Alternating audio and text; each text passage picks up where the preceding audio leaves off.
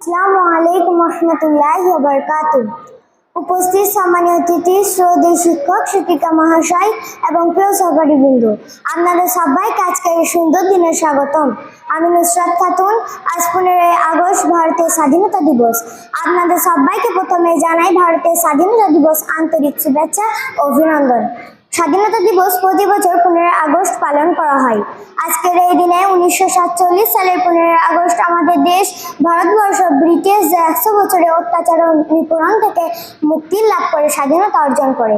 সেই কারণে এই দিনটিকে স্মরণ করার জন্য প্রতি বছর সারা দেশ জুড়ে স্বাধীনতা দিবস পালন করা হয়।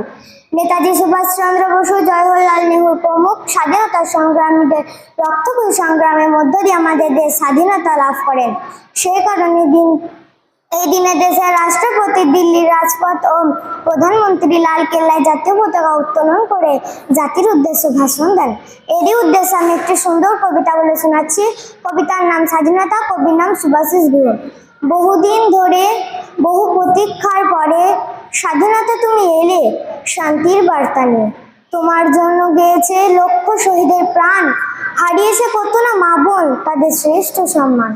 তবুও তো তুমি এলে মুক্তির গান গেয়ে, এতে ধন্য মরা বাঙালি, ধন্য তোমাকে পেয়ে।